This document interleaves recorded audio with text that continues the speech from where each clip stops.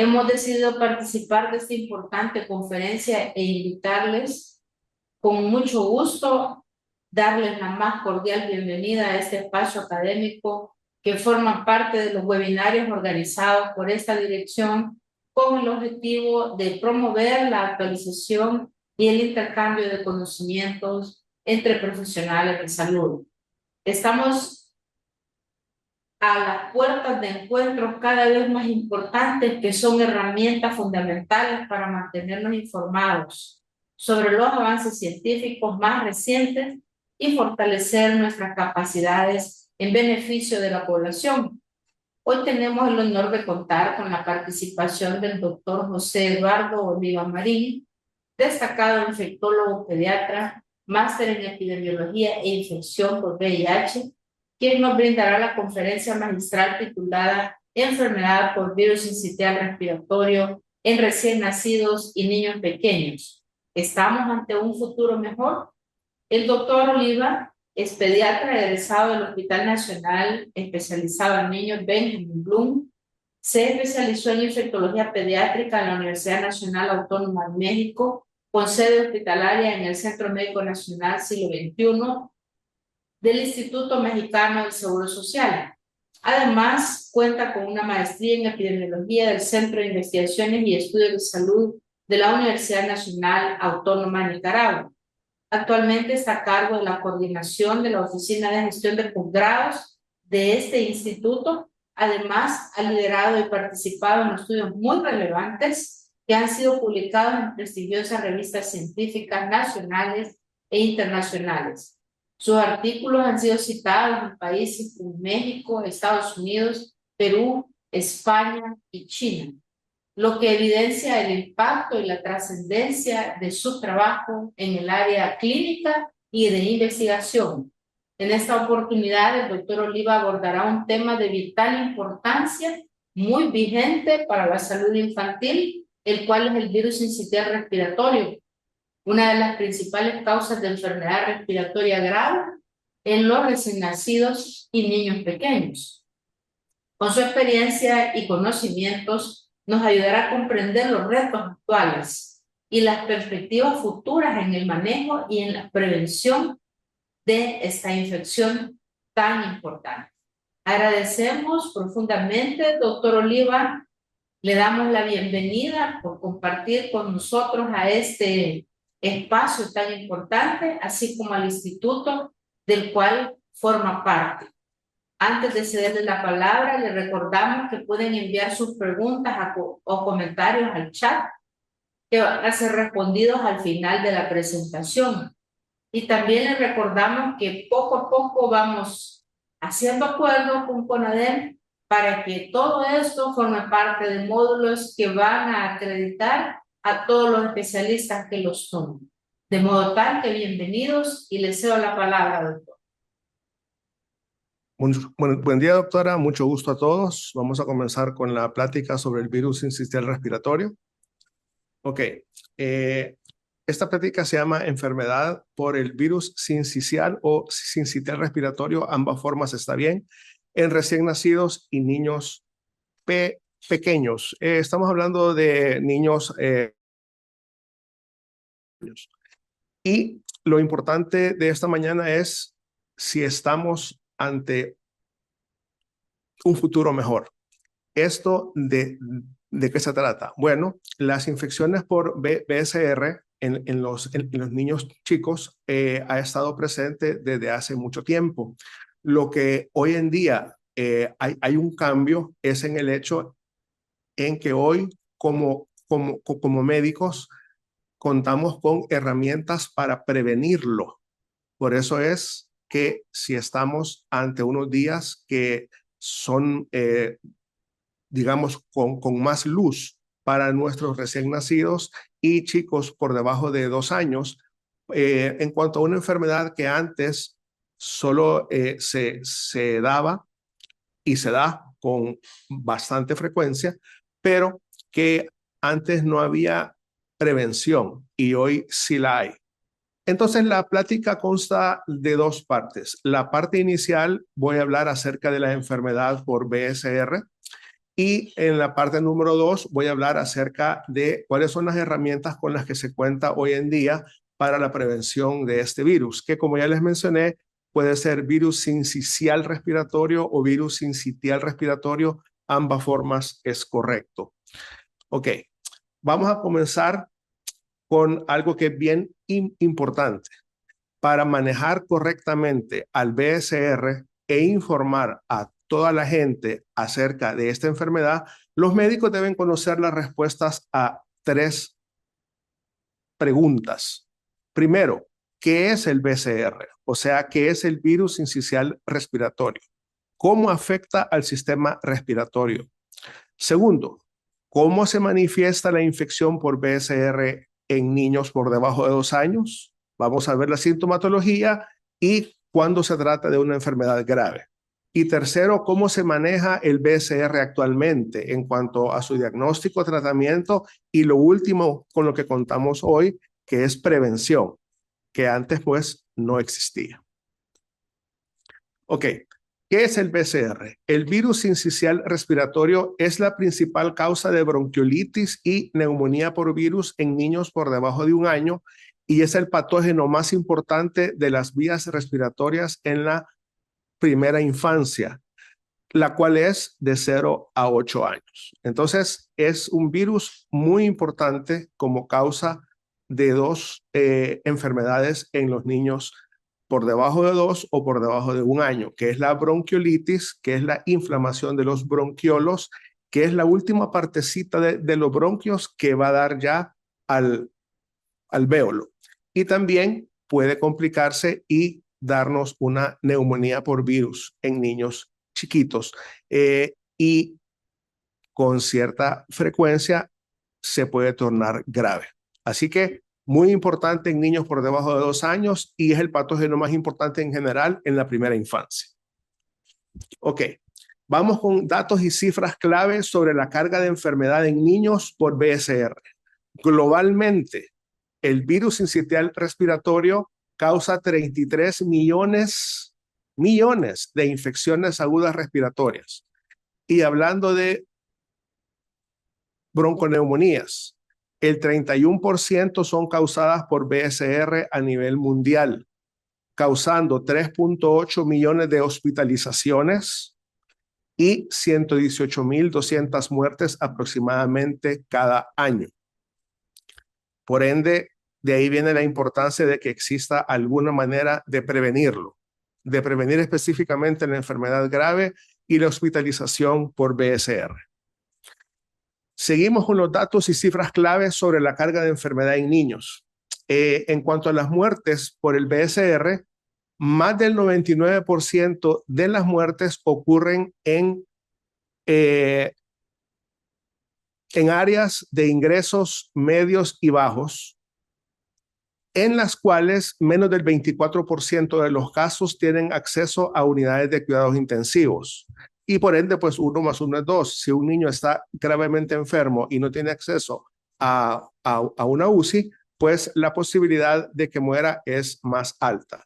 Así que casi todas las muertes se dan en áreas de ingresos medios y bajos, y que son áreas en donde menos del 24%, menos de la cuarta parte de los casos, cuando lo ameritan, tienen acceso a cuidados intensivos. Ok, ¿dónde se dan las muertes en niños chicos relacionadas al BSR? Recuerden que aquí estamos en el contexto de niños abajo de 2 años y específicamente en niños abajo de 1 año. Y los que más se enferman de este virus, los menores de 6 meses. Bueno, en ese contexto, del 20 al 50% de las muertes se dan en hospitales y del 50 al 80% se dan fuera de hospitales. O sea, mueren cuando no consultan a tiempo o no consultan. Ahí mueren más. Y en cuanto a cuándo mueren, bueno, cuando van a los hospitales, cuando las mamás corren con los niños, la edad promedio de muerte, aún con todo lo que se les haga, es de 2.4 meses.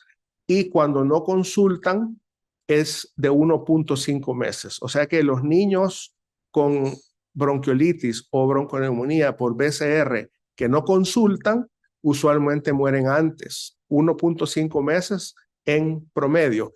Y si van a los hospitales, aumenta un poco a 2.4 meses la edad promedio de muerte por BCR. Ok, vámonos ahorita a lo que tenemos acá en el país. Aquí en el país, como ustedes pueden ver, hay una vigilancia centinela del virus sincitial respiratorio y de otros virus respiratorios.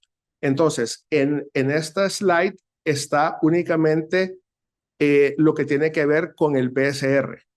Y lo importante es que ustedes pueden ver que en todas las semanas o en casi todas se reportan casos.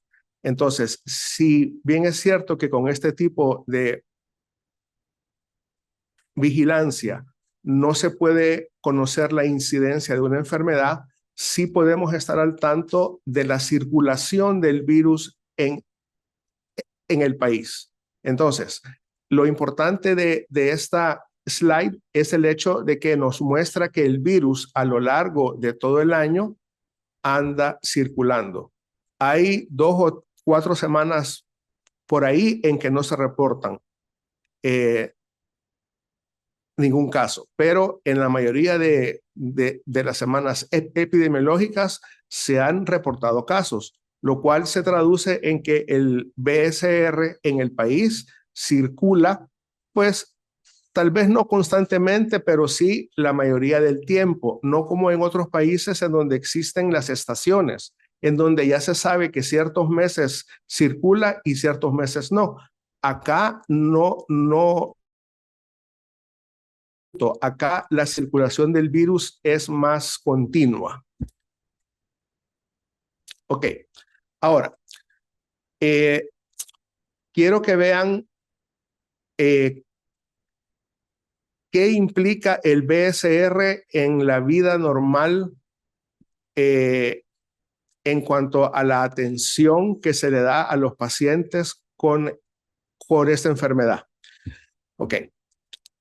El BCR es un virus que infecta frecuentemente a los niños, a los adultos también y a los ancianos, pero estamos en el contexto de los niños. Entonces, con los niños, usualmente en los niños abajo de 2 años, cada año implica alrededor de 1.600.000 consultas en niños en Estados Unidos.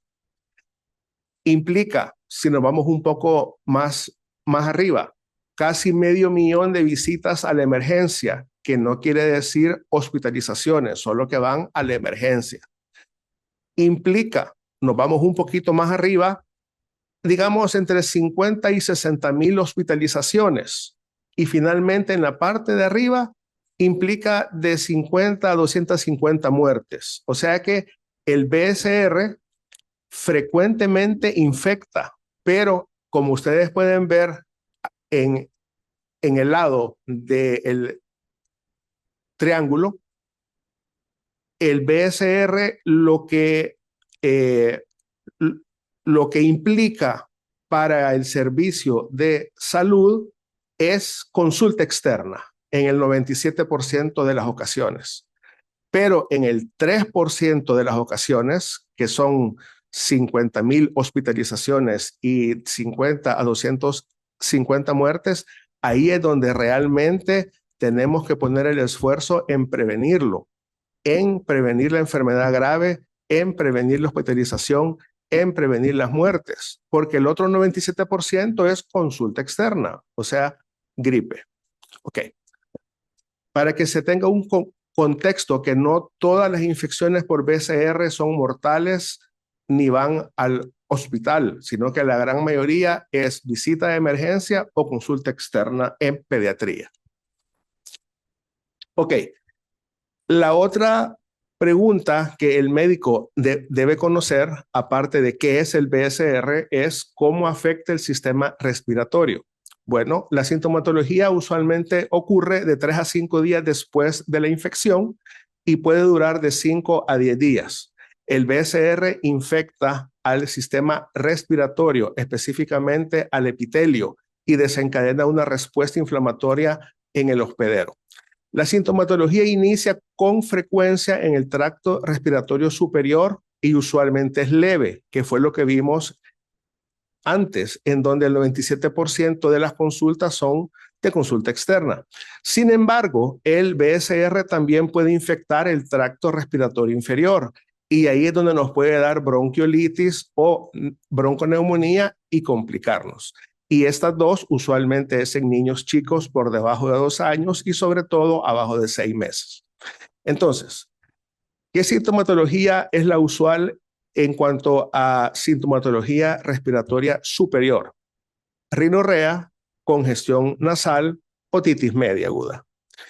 Ahora, sintomatología respiratoria inferior, cuando ya se nos complica con bronquiolitis, por ejemplo, es tos, taquipnea, sibilancias, muy características, y ya les explico por qué. Y sintomatología, en ambos casos, es fiebre leve, apnea, cuando ya se complica, perdón, poca alimentación y deshidratación.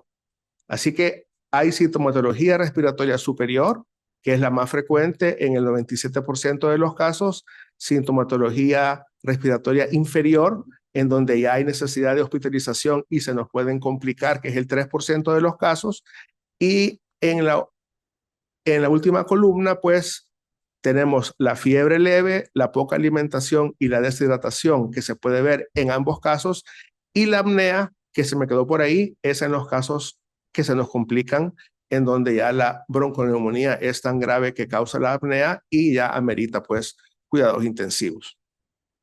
Ok, entonces, la enfermedad por el BSR se puede dar de forma grave usualmente en lactantes abajo de 6 meses. Y esto es porque las vías respiratorias de los lactantes son pequeñas y fácilmente se pueden obstruir con moco e inflamación. Esto puede conllevar a desenlaces y complicaciones graves. Entonces, ustedes pueden ver a la izquierda un bronquiolo sano, en donde la luz es bastante amplia, donde el aire va y viene sin problemas. Y pueden ver un bronquiolo afectado por el BSR que tiene mucho moco e inflamación, en donde la luz por donde pasa el aire está bastante estrecho. Eso causa que el lactante no reciba suficiente aire en el alvéolo. Eso hace que la respiración sea forzada, que hayan que cuando respire, sobre todo en la expiración, haya o se escuche lo que se escucha en los niños con asma, o sea, sibilancias. Es por la estrechez de los bronquiolos y el esfuerzo respiratorio o el paso del aire rápido a través de estos. Entonces, en los lactantes con infecciones del tracto respiratorio inferior, hasta un 20% de ellos, cuando es por BCR, presentan apneas. Y hasta un 85% de ellos, casi, o sea, bastante, presentan taquipnea, pues que es una respiración rápida para la edad. Ok, entonces, concepto clave, el BCR causa muchas infecciones respiratorias del tracto respiratorio superior. 97% son gripes, pero hay un 3% que se nos complican con bronquiolitis o neumonías y son los que hay que ingresar y en algunas ocasiones son los que mueren. La bronquiolitis es una inflamación de los bronquiolos, que es la vía aérea pequeña, que es donde terminan los bronquios justo antes de entrar a los alvéolos. Cuando hay bronquiolitis, como el bronquio está estrecho, lo que existe en el niño es taquipnea, sibilancias, respiración con esfuerzo, retracciones intercostales, aleteo nasal y en algunos casos, no en todos, cianosis oral. Y cuando hay neumonía, pues lo cual ya es una inflamación del parénquima pulmonar, ya existe líquido que congestiona las porciones distales de los alvéolos, lo cual hace que el intercambio de O2 y CO2 se nos complique, y lo que se observa en las placas de tórax son los infiltrados inflamatorios dispersos, característicos de toda bronconeumonía por virus, y la típica plenitud periliar en ambos ilios, lo cual nos está reflejando pues el hecho de que hay bastante inflamación en lo que son los bronquios y bronquiolos. Entonces, ¿cómo se manifiesta la infección por virus sincitial respiratorio en niños pequeños? Usualmente, acuérdense, es leve. Y aquí se los expongo en la parte izquierda, presentación. Frecuentemente la presentación en niños pequeños es leve, como un catarro, pero los lactantes pueden desarrollar bronquiolitis, la cual a su vez rara vez puede progresar a neumonía, insuficiencia respiratoria, apnea y muerte. Entonces, hago martillo con esto. El 97% de las infecciones por BCR son leves, pero hay un 3% que se nos complican, se hospitalizan y pueden morir. Y aunque solo sea un 3%, todos estos niños ya a nivel de mundo y a nivel de región y a nivel de un país ya son lo suficientes como para que valga la pena el esfuerzo de prevenir la enfermedad. Porque con la prevención, con lo que contamos hoy en día, podemos prevenir la enfermedad grave, podemos prevenir la bronquiolitis grave, la neumonía grave, que se nos mueran. Ok, la transmisión. La transmisión usualmente de este virus, pues es un virus respiratorio, es a través de estornudos, tos, tocar superficies contaminadas y luego tocarse los ojos, nariz o boca. Y en cuanto a la inmunidad producida por infección, la inmunidad inducida por la infección no es 100% protectora, por lo que los niños, los adolescentes, los adultos y ancianos pueden infectarse a repetición. Vámonos ahora a las guías clínicas de pediatría del Ministerio 2021, en donde nos hablan de los criterios de ingreso para un niño con bronquiolitis, cuya causa principal es el BCR. Entonces, ¿cuándo tenemos que ingresar a un niño con bronquiolitis? Cuando tiene pobre alimentación, menos del 50% de la ingesta usual de líquidos en las últimas 24 horas, cuando hay letargia, cuando hay historia de apnea, cuando hay saturación de oxígeno igual o por debajo del 92%, cuando no se tiene un diagnóstico, o sea, cuando es incierto ante qué nos encontramos. Y en el nivel primario de atención, cuando se tiene que referir a un segundo o tercer nivel. Cuando la frecuencia respiratoria esté por encima de 70 por minuto, cuando haya presencia de aleteo nasal o gruñido expiratorio, cuando haya retracciones torácicas bastante graves, cuando haya cianosis y cuando el niño tenga factores de riesgo. Entonces, los primeros 5 son criterios de ingreso hospitalario y posteriormente los últimos 5 son criterios de referencia a hospital de segundo o tercer nivel, dependiendo cómo esté el niño, si se atiende al chiquito en el nivel primario de atención. Y lo voy a repetir porque es importante. Si ustedes se encuentran en un nivel primario de atención y se les presenta una bronquiolitis y este niño respira más de 70 por minuto, tiene aleteo nasal o gruñe cuando respira, tiene retracciones intercostales bastante fuertes y tiene cianosis y además presenta factores de riesgo, es un niño que tienen que referirlo al hospital.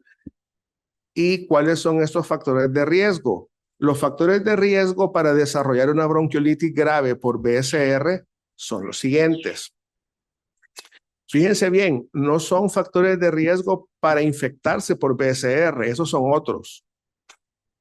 Estos son factores de riesgo para desarrollar enfermedad grave por BSR, o sea, bronquiolitis grave.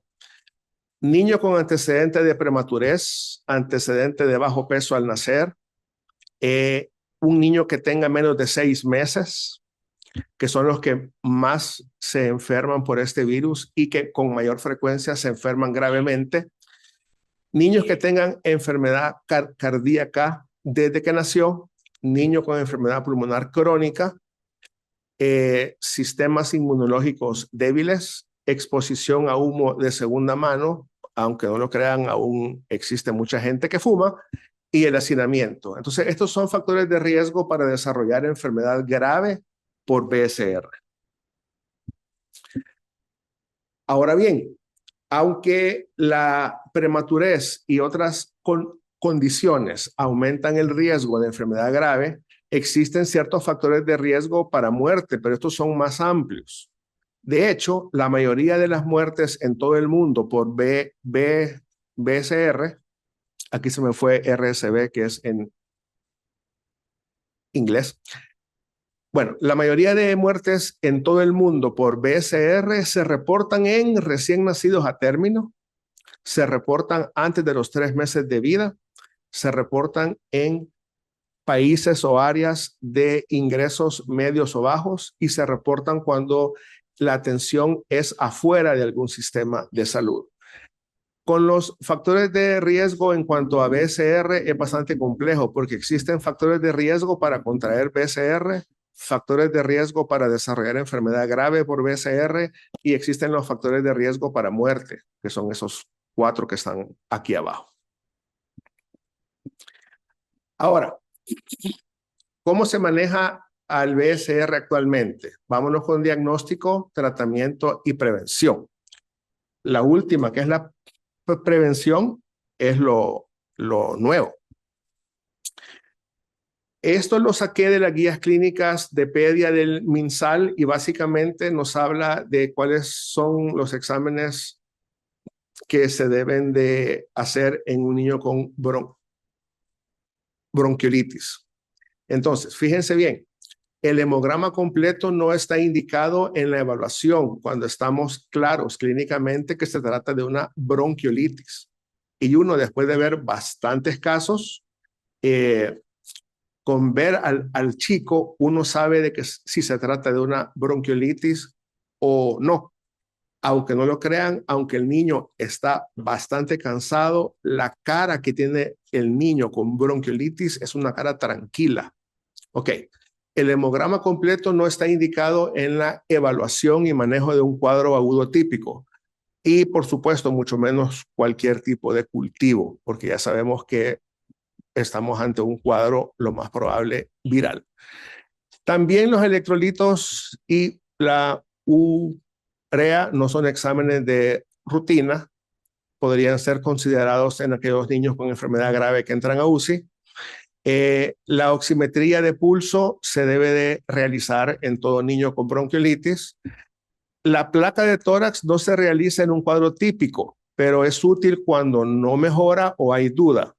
Y gases arteriales, estos no son de rutina, pero se deben hacer si es un niño que entra dentro del contexto de cuidados intensivos. Ok. Tengo un cuadro aquí abajo que me tapa la diapositiva. Ok, gracias. Ok, vamos a continuar. ¿Cómo los clínicos diagnostican el virus sincitial respiratorio? Como se dijo ya, en muchas situaciones la bronquiolitis en los lactantes orienta de un solo a que se trata de virus sincitial respiratorio, porque es la causa en el 80 al 90% de la bronquiolitis. Sin embargo, si estamos en un contexto en donde se quiere saber de plano y confirmar que es PCR, el diagnóstico puede ser hecho por pruebas rápidas de antígeno o por reacción en cadena de polimerasa transcriptasa reversa. En el caso de el país, lo que hacemos aquí es un panel respiratorio que investiga a muchos virus a través de inmunofluorescencia indirecta, o sea, IFI. Ahora, el diagnóstico etiológico es útil ¿para qué? Le permite al clínico determinar el tratamiento y la necesidad de ingreso, disminuye el uso de antibióticos, incrementa la conciencia de la enfermedad tanto en la comunidad como en el ambiente hospitalario, y segundo nivel y primer nivel, identifica brotes en la comunidad y define la estacionalidad del virus, que ya se expresó aquí, pues que el virus circula en el país a lo largo de todo el año y no en estaciones como en otros países. Entonces, en general, el diagnóstico de bronquiolitis por virus sincitial respiratorio es clínico. Sin embargo, si se cuenta con alguna prueba y el médico o los padres exigen un diagnóstico etiológico, existen algunas opciones. Lo que se hace en el MinSal, como ya les dije, es que se hace una vigilancia centinela utilizando un panel respiratorio que identifica varios virus. Uno de ellos es el BSR, y es a través de inmunofluorescencia indirecta o IFI. Aquí tenemos una placa de tórax característica de una bronquiolitis. Cuando existe inflamación y también existe espasmo en los bronquios, lo que ocurre es que se da algo que se llama atrapamiento de aire, y eso hace que los pulmones se vean más inflados, entre comillas. Entonces, eso es lo número uno, hiperaireación pulmonar. Esto provoca una rectificación de las costillas, que también es lo que se puede ver en esta placa de rayos X. Lo tercero es que se pueden ver infiltrados dispersos en todos los pulmones, perdón, en toda el área del pulmón izquierdo y también derecho. Y aparte de eso, lo que también se puede ver es la típica plenitud periliar bilateral, la cual nos está indicando congestión a nivel de los bronquios y bronquiolos. Así que 4 cosas: hiperaireación pulmonar, rectificación de los espacios intercostales, infiltrados inflamatorios dispersos y la típica plenitud periliar bilateral. Ok. Gracias, doctora. Un poco de agua nada más.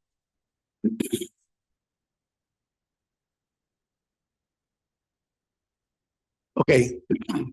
Aunque el BSR se caracteriza por causar bronquiolitis, también hay casos en donde se nos complica con neumonía. Y aquí podemos ver un niño que inició con una bronquiolitis, pero posteriormente se complicó y la parte inferior del pulmón izquierdo se consolidó en lo que es una neumonía lobar izquierda. Y son los niños, pues, que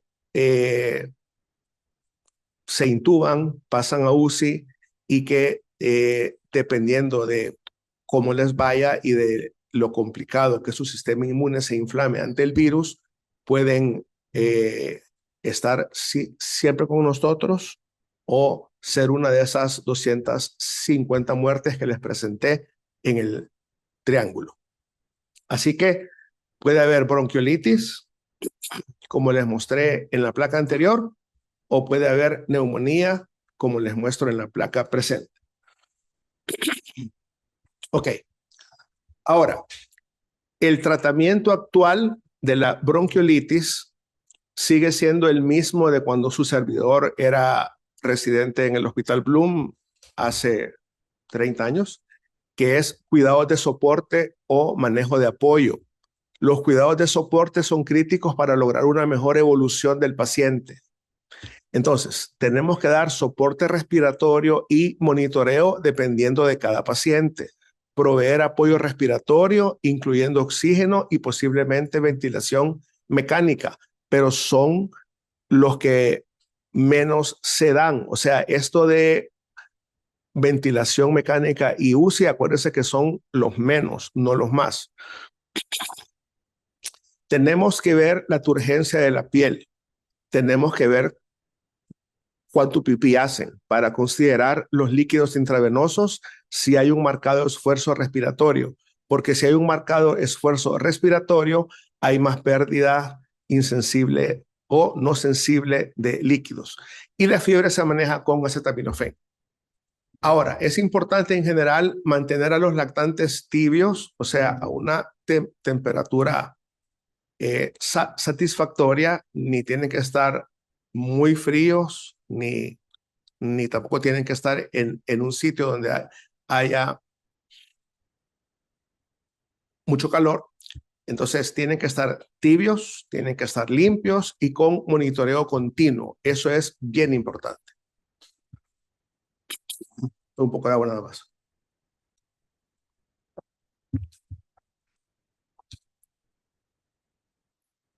Entonces, ¿en qué consisten los cuidados de apoyo para un niño con bronquiolitis o bronconeumonía por virus sincitial respiratorio?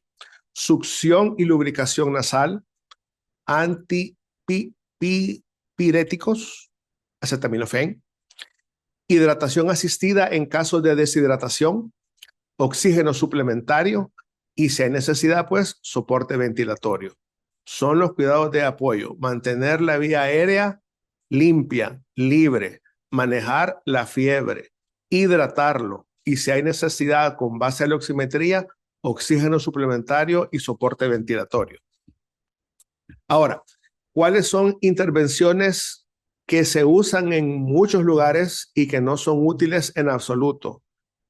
Salbutamol o albuterol, porque en este caso la fisiopatología del bronquiolo estrecho no es la misma que en el asma. Por ende, tampoco es útil la epinefrina y por ende tampoco son útiles los esteroides. Tampoco la solución salina hipertónica. Y los antibióticos pues no sirven porque el BSR es un virus. Sin embargo, todo proceso respiratorio por virus se puede contaminar con una bacteria. Y si el clínico sospecha una infección bacteriana sobreagregada, pues lo justifica en el expediente y le coloca los antibióticos, pero tiene que estar justificado. Y otra cosa que no es útil es la fisioterapia torácica. Disculpen, pero la garganta me está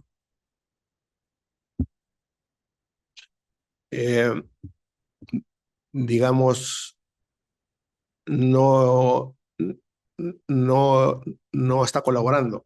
Bueno, ahora vamos a pasar a la parte número 2 de la plática, que es la parte, digamos, más importante, en el sentido de que les voy a platicar de lo que no teníamos antes y que hoy sí existe en el mundo, es decir, herramientas para prevenir la enfermedad grave, las hospitalizaciones y las muertes por BSR. Fíjense bien, no es tanto la prevención para las consultas externas, que son el 97% de los casos, sino que son para prevenir la enfermedad grave por BSR, lo cual implica dos cosas importantes. Uno es bajar la hospitalización y bajar las muertes. Ok. Disculpen que esta slide es un poco amplia, pero necesitaba que fuese así para que ustedes vieran de una sola vez cuáles son las dos estrategias con las que contamos para la prevención de enfermedad grave, hospitalización y muerte por BSR.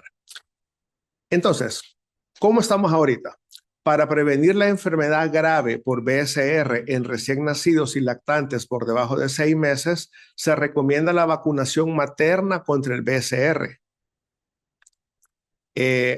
¿Cómo que vamos a vacunar a la mamá si es para proteger al niño? Porque la mamá, cuando se le vacuna, le transmite por la placenta y el cordón umbilical los anticuerpos al niño para protegerlo durante los primeros 6 meses, que es cuando más enferman gravemente por BSR.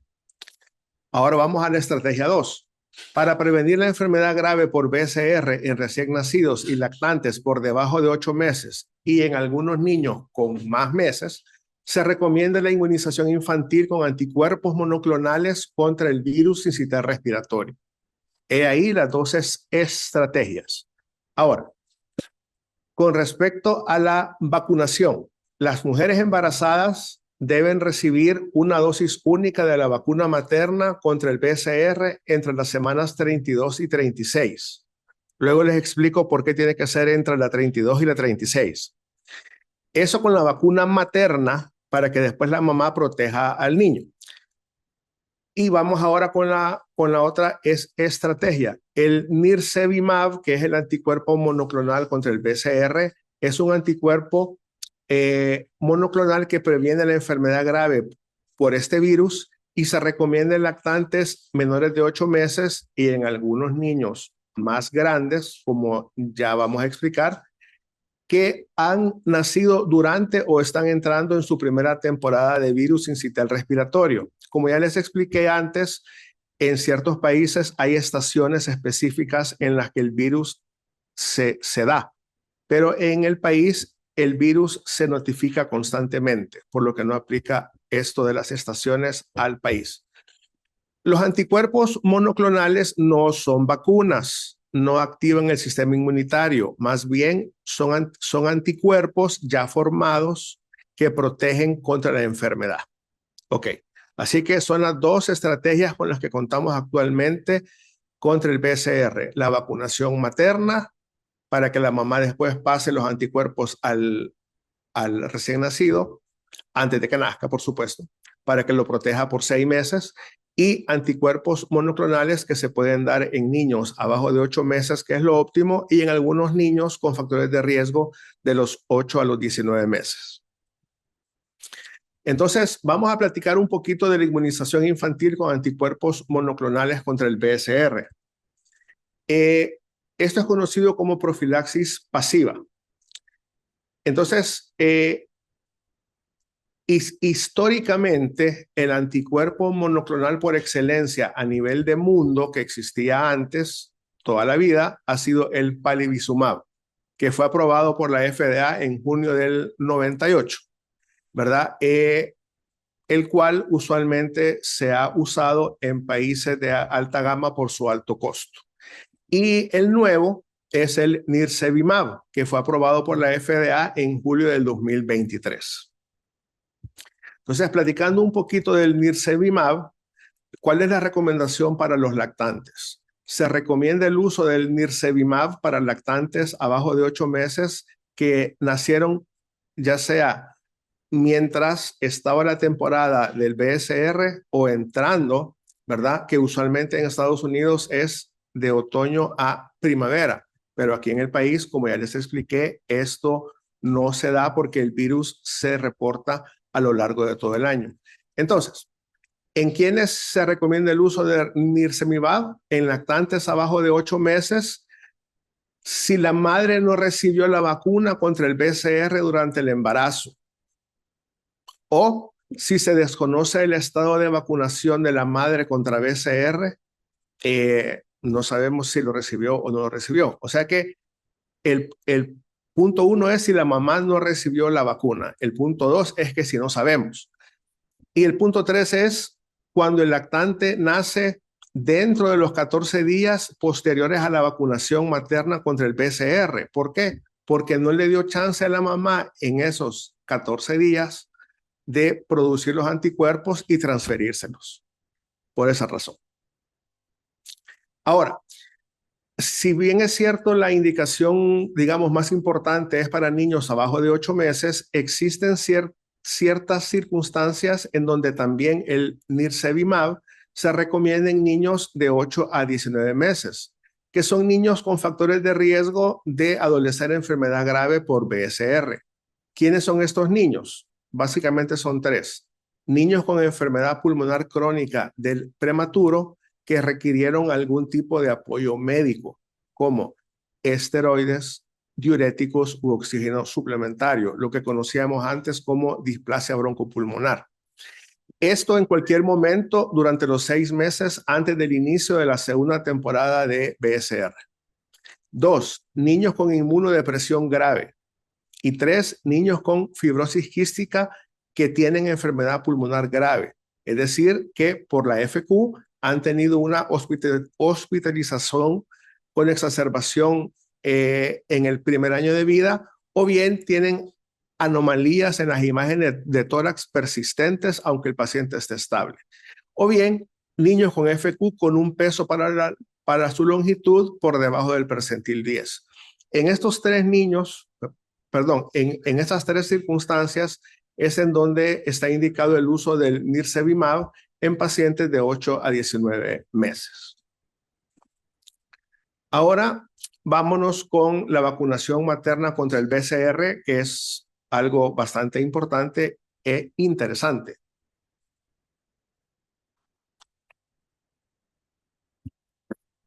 Como dije anteriormente, aquí de lo que se trata es que se vacune a la madre para que la madre produzca anticuerpos y que los anticuerpos se transmitan o se trasladen al feto a través del cordón umbilical para que cuando nazca y ya sea un recién nacido, ya cuente con esos anticuerpos contra el BSR en su cuerpo y lo protejan contra una enfermedad grave, hospitalización o muerte por BSR.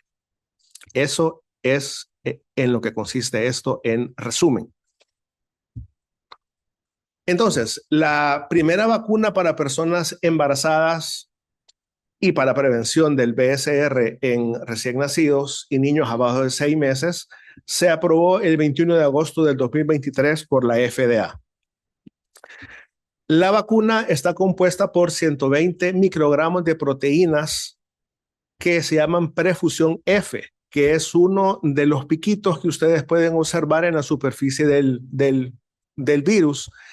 Y básicamente los 0.5 ml que se inyectan están compuestos por 60 microgramos de la porción A y 60 microgramos de la porción B de esta espícula conocida como PrEF A o PrEF B en lo que es la superficie del virus.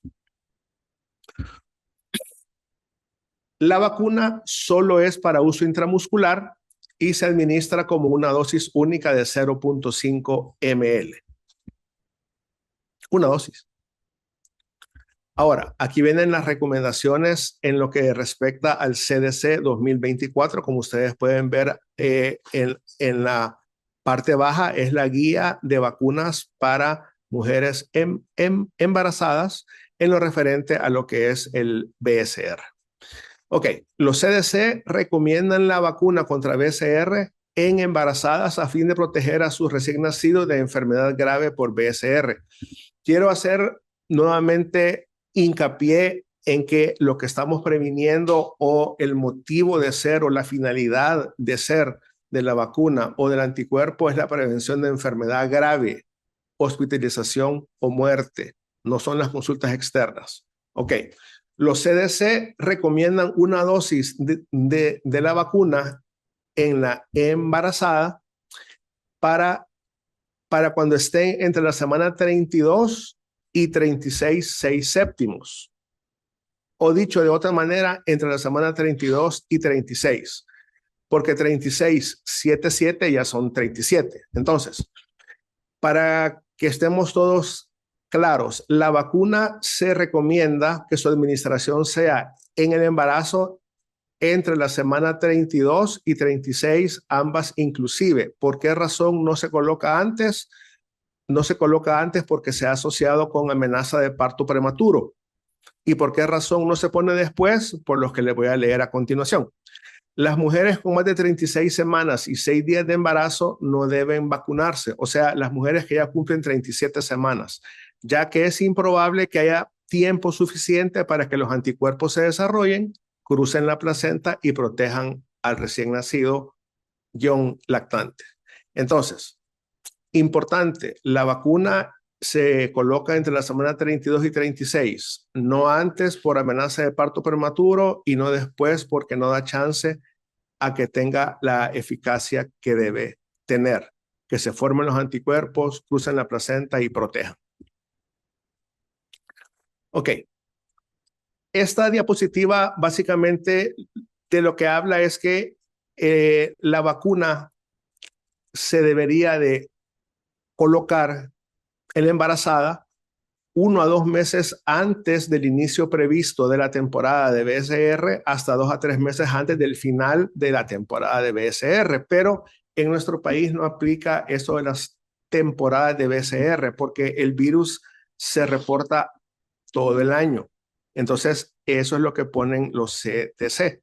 No se debe administrar la vacuna materna contra BCR fuera de los periodos estacionales, a menos que la persona viva en una zona donde la circulación del virus sea menos predecible y la actividad máxima sea variable, es decir, como El Salvador. O sea que en El Salvador, como el virus se detecta a lo largo del año, no es válido esto de tiene que colocarse en tal tiempo por las estaciones. Ya el MinSal nos informará de cuál será la estrategia en cuanto a cómo se administrará la vacuna en las embarazadas. Es decir, cuándo en el año. Ok. Las embarazadas reciben múltiples vacunas. Pues resulta que la vacuna materna contra el PCR puede administrarse en la misma consulta de la paciente cuando ella recibe la TDAP, la vacuna contra COVID-19 o la vacuna contra influenza. O sea, se puede coadministrar. Ya estamos casi en las últimas.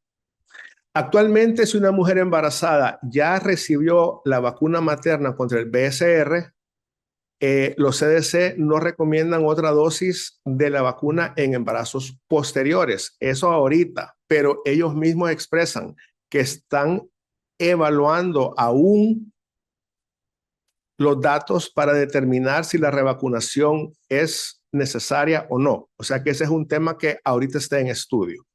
Por el momento, ellos piensan o ellos no recomiendan otra dosis en un embarazo posterior, pero todavía no es la última palabra.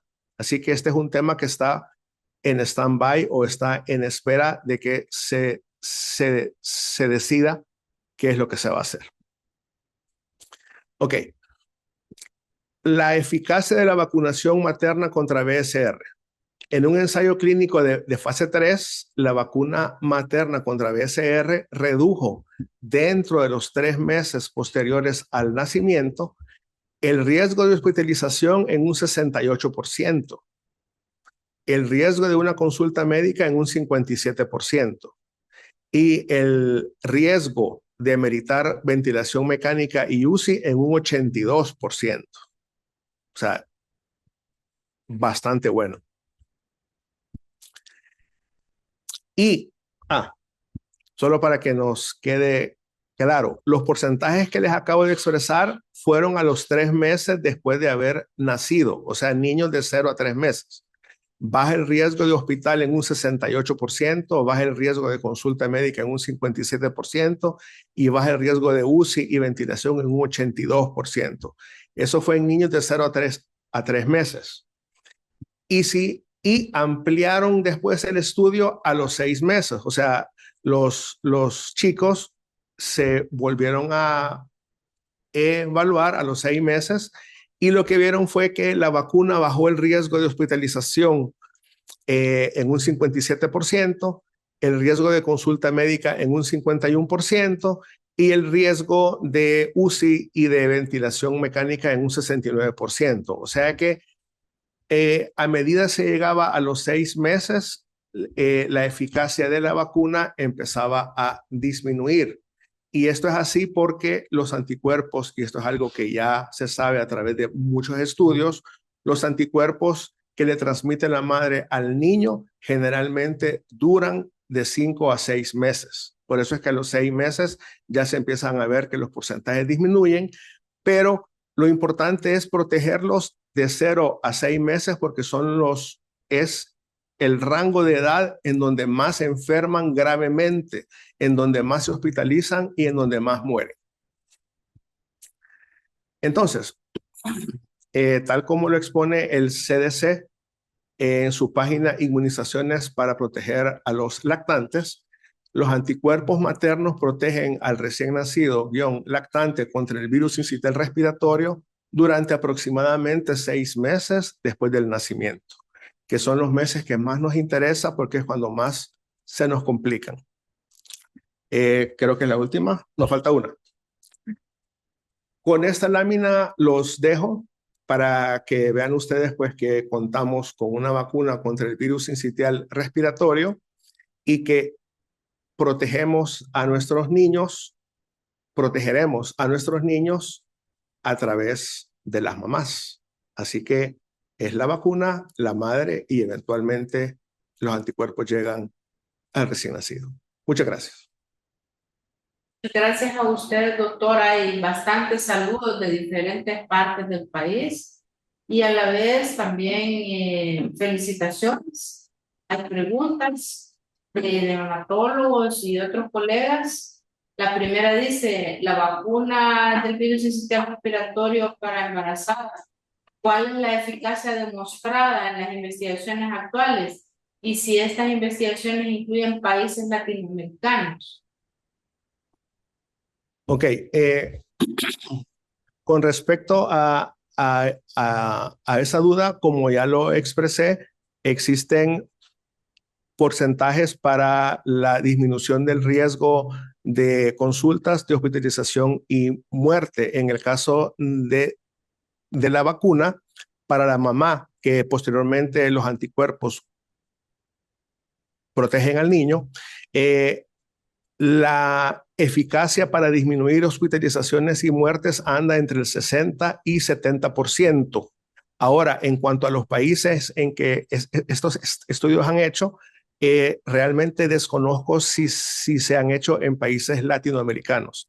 O sea, no sé si existen esos estudios. Los que se consultaron fueron estudios de otros países, tanto de Norteamérica como Europa, pero Donde el ya hecho, se la vacuna. así es, pero el hecho que yo no haya consultado estudios de Latinoamérica no quiere decir que no hay. Simple y sencillamente que al menos yo consulté los norteamericanos y europeos. Muy de acuerdo.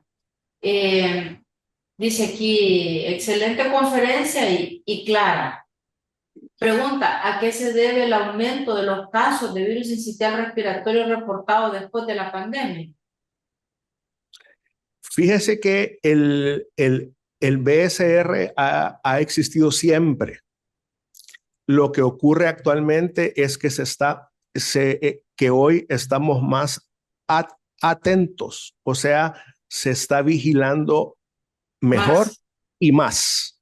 Entonces, no es que haya un aumento en el número de casos, sino que actualmente la vigilancia epidemiológica, si bien es cierto, es centinela, está detectando mejor y más los casos. O sea, estamos más atentos y esa es la respuesta del por qué hay más casos, porque los estamos buscando más activamente. Esa es la respuesta. De acuerdo, doctor, muchas gracias. Buenos días, dicen, ¿cuáles son los datos de morbilidad y mortalidad por BSR en niños en El Salvador? O lo reportado por el MinSal. Fíjese que con esos datos no cuento.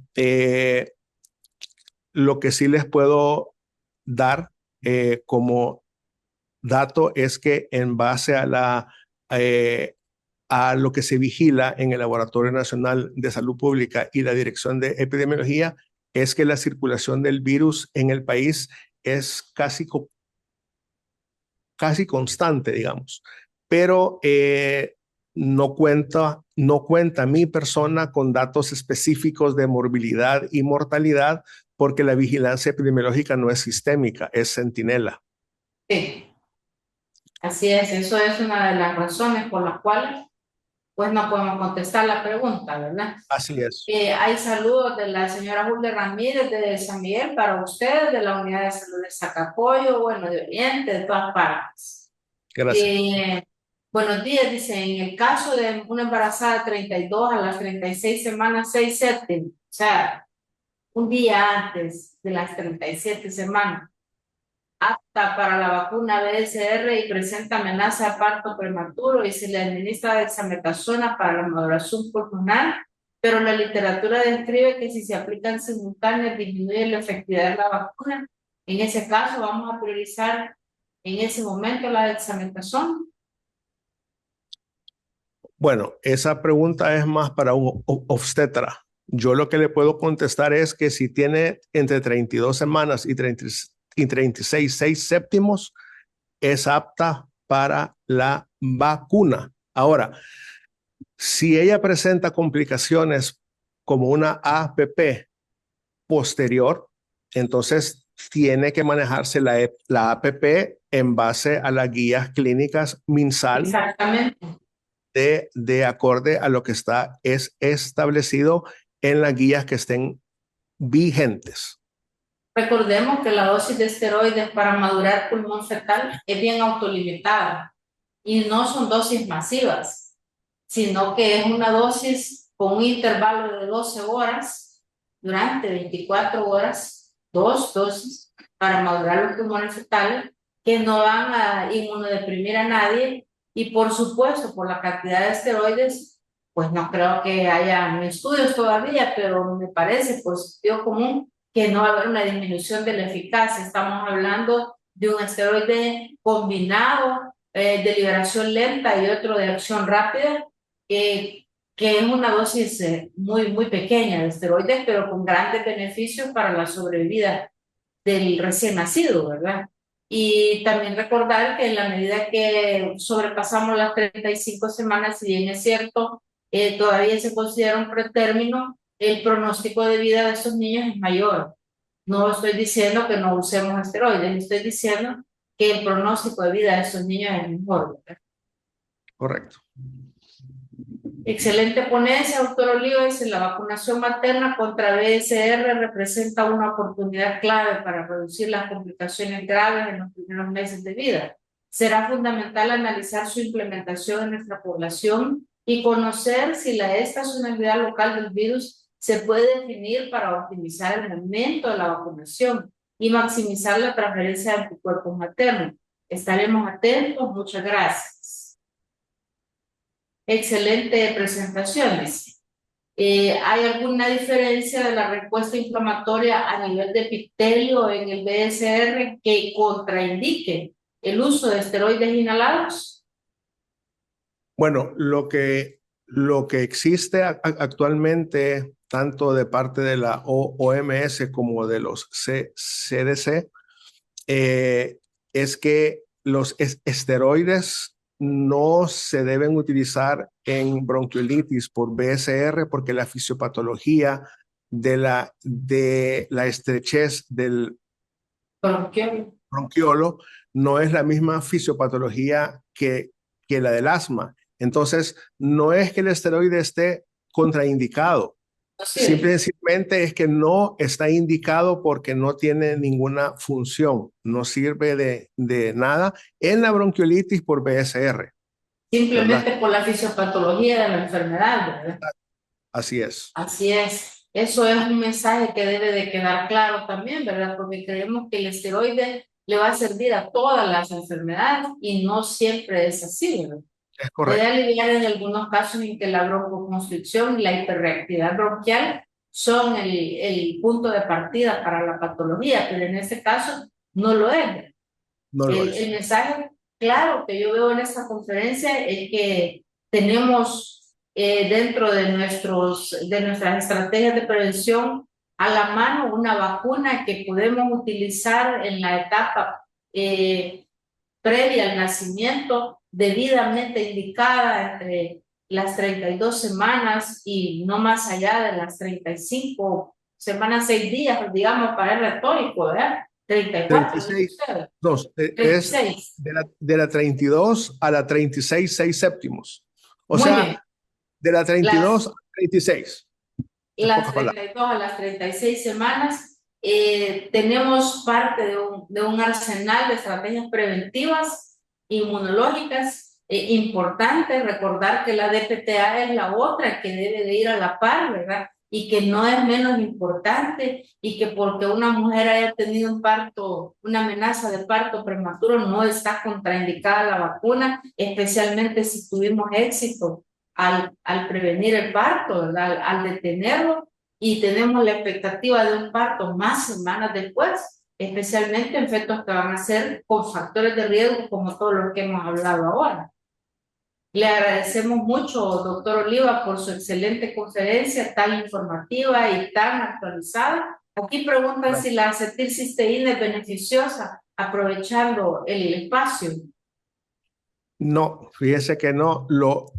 Lo que se ha visto que es útil es mantener la vía aérea limpia con aspiración frecuente, tanto de la nariz como de la garganta. Muy bien. Sí, ningún medicamento es útil para la bronquiolitis y bronconeumonía por el BSR. Es manejo de apoyo, específicamente apoyo respiratorio, hidratación y manejo de la fiebre con acetaminofén. Solo esas tres cosas. Todo lo demás, cualquier otro medicamento que surja, no está indicado. Y eso con base a la literatura actualizada a nivel mundial. Y de lo Al que menos hablamos. hasta el momento, ¿verdad?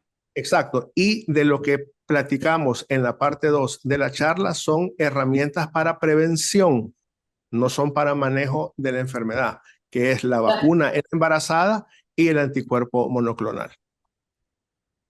De acuerdo, doctor. Hay una conclusión final del el doctor Jorge Alberto Pleites, que dice que la vacuna contra DRS está específicamente, ahí se recomienda para embarazadas entre 32 y 36 semanas de gestación para proteger al bebé. La dexametasona no está directamente relacionada con la vacunación contra DRS durante el embarazo, pero es un esteroide que a veces se usa para controlar ciertas complicaciones del embarazo, como las que ya hemos hablado. Excelente ponencia, doctor. Se le felicita y se le agradece de nuevo de parte de la institución y del Ministerio de Salud.